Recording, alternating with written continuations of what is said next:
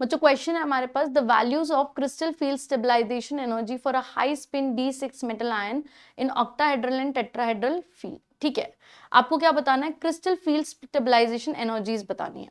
तो सबसे पहले अगर हम क्रिस्टल फील्ड स्टेबलाइजेशन एनर्जी की बात करें, किस में, आपके पास D6 है मेटल आयन, ठीक है, वो अपने D6 स्टेट में है, D6 स्टेट में है और कैसा है, हाई स्पिन कॉम्प्लेक्स है। कैसा है, हाई स्पिन कॉम्प्लेक्स है। अब देखिए अगर हम ऑक्टाहेड्रल की बात करें तो जब d ऑर्बिटल स्प्लिट कर जाएगा, ठीक है, हम किसकी बात कर रहे हैं, ऑक्टाहेड्रल के केस में d ऑर्बिटल स्प्लिट करेगा तो ये रहा आपका Eg सेट और ये रहा आपका T2G सेट। ठीक है, अब यहाँ पे कितने इलेक्ट्रॉन है, 6, 1 2 3 4 5 और ये छठा।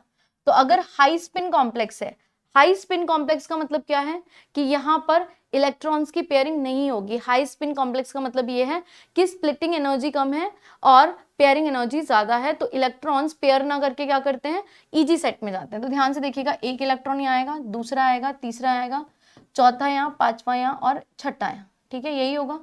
अब देखिए CFSC हम निकाल रहे हैं तो क्या हो जाएगा, ये हो जाएगा माइनस का 0.4। ठीक है, नीचे वाले सेट में कितने इलेक्ट्रॉन है, 4, तो इंटू 4 हो जाएगा। ठीक है, प्लस बताइए ऊपर क्या है आपके 0.6 इंटू कितने इलेक्ट्रॉन्स हैं, 2। ओवरऑल यहाँ पे हम क्या लिख देंगे, डेल्टा ओ। तो ये कितना निकल कर आएगा, माइनस का 0.4 इंटू 4 माइनस का 1.6 प्लस 0.6 इंटू 2 1.2 डेल ओ। तो माइनस 1.6 प्लस 1.2 कितना आ गया, माइनस का 0.4 डेल ओ। ये क्या निकल कर आ गया आपके पास, CFSC for high spin D6 metal ion in the case of octahedral.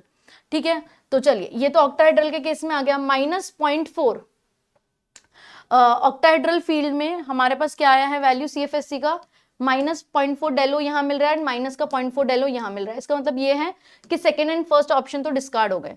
अब हम CFSC निकाल रहे हैं फॉर टेट्राहेड्रल फील्ड। तो देखिए जब ये जो d ऑर्बिटल है कैसा है, हाई स्पिन, इसमें तो कोई दिक्कत नहीं है। जब ये d ऑर्बिटल 6 इलेक्ट्रॉन है इसके पास, ये स्प्लिट करेगा, टेट्राहेड्रल फील्ड की बात करें तो नीचे कौन आएगा, E सेट आएगा और ऊपर कौन सा सेट आता है, T2 सेट आता है। ठीक है, अब यहाँ पे 1 2 3 4 5 और छठा, इस तरीके से इलेक्ट्रॉन आएंगे।